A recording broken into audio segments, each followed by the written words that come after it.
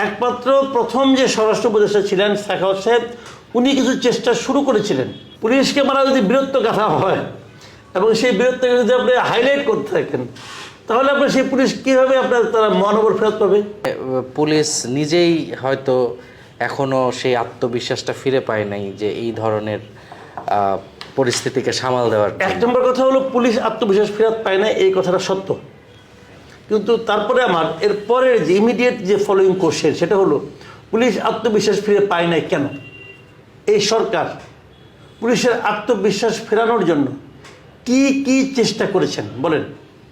কি কি চেষ্টা আপনি করেছেন? আপনি কোনো চেষ্টা করেছেন? চেষ্টা তো করেন নাই। একমাত্র প্রথম যে স্বরাষ্ট্র উপদেষ্টা ছিলেন সাখাওয়াত সাহেব, উনি কিছু চেষ্টা শুরু করেছিলেন, কিন্তু ওইটা পরে হালে পানি পায় না, হয়তো নতুন একজনকে আনছেন।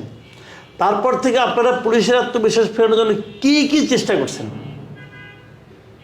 অথচ ফেরানো যেত। আপনি প্রথমেই করছেন কি, আন্দোলনে যত পুলিশ মারা গেছে ওইটা নিয়ে কোনো মামলা হবে না, ওটা আপনি ইন্ডেমনিটি দিয়ে দিচ্ছেন। দিচ্ছেন তো ইন্ডেমনিটি। ওটা দেওয়ার ফলে লাভ কী হয়েছে? পুলিশের আত্মবিশ্বাস কি ধাই করে অনেক বেড়ে গেছে নাকি না আমে গেছে? এই জিনিসটা আপনি ভাবেন।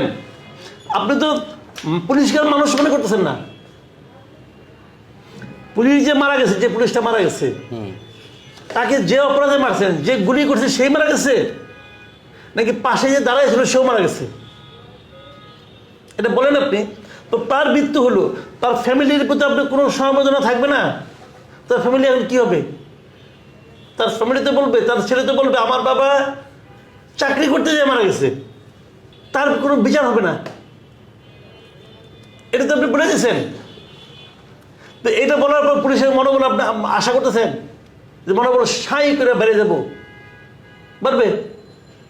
আর পুলিশকে ছাড়া আপনি কি করবেন? কিছু করতে পারবেন? সামনে ইলেকশন আছে, করতে পারবেন কিছু? আর একটার পর একটা পুলিশটা আপনি বাদ দিচ্ছেন। সবই তো স্বৈরাচারী পুলিশ। 15 বছরে তো রিক্রুটমেন্ট তো মোটামুটি যা এখন যা আছে পুলিশ, তার 90% তো গত 15 বছরে রিক্রুট হয়েছে। সব বাদ দিয়ে দেবেন আপনি?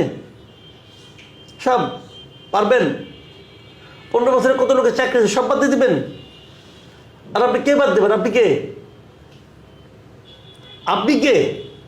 তো এই সমস্ত বিষয় করে আপনি এদের কাছ থেকে আশা করবেন?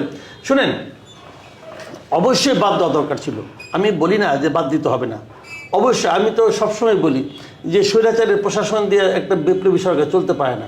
তো সেখানে আপনার উচিত ছিল কি, সব বাদ দেওয়া না। পিয়ন দারোয়ানকে বাদ দেওয়া দরকার নেই, আপনি মাথা কেটে ফেলান। যে লোকগুলো পলিটিক্যাল অ্যাপয়েন্টেড ছিল, বোঝাই যায়। প্রত্যেকটা আমি বলেছিলাম প্রত্যেকটা মন্ত্রণালয়ের সচিব হলো পলিটিক্যাল অ্যাপয়েন্টমেন্ট। আপনি সচিবগুলিকে বাদ দিতেন, তা তো পারেন নাই। আপনি আস্তে আস্তে আস্তে আস্তে বাদ দিচ্ছেন, তাতে কোনো কাজ হচ্ছে না। তো এইভাবে করলে হবে না। আর পুলিশের উপর, পুলিশের এই জিনিসটা তো আমি মনে করি যে খুবই একটা ড্যামেজিং হয়ে গেছে। যে আপনারা যেটা বলছেন যে ইন্ডেমনিটি দিয়েছেন, যে পুলিশ যারা মারা গেছে তাদের কোনো বিচার হবে না, এটা বলে যে আপনার ড্যামেজ। আমি ওই দিন দেখলাম একজন লোক বলতেছে, একটা মিটিংয়ে দেখলাম, বিএনপির একটা মিটিংয়ে বোধহয় দেখলাম, বিএনপি একজন লোক বলতেছে যে এই যে আপনার সিরাজগঞ্জে যে থানা পুরাই দিল, সে বলতেছে যে আমরা পুরাই দিছি, এবং আমরা পুরাই দিছি বলে পুলিশের মেরুদণ্ড ভেঙে গেছিল, এবং মেরুদণ্ড তাহলে ওটা না পুরাইলে পুলিশের মেরুদণ্ড ভাঙতো না। উনি এটা বলতেছেন।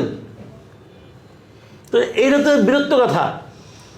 এখন পুলিশকে মারা যদি বীরত্ব গাথা হয় এবং সেই বীরত্বকে যদি আপনি হাইলাইট করতে থাকেন, তাহলে আপনার সেই পুলিশ কীভাবে আপনার তারা মহানগর ফেরত পাবে?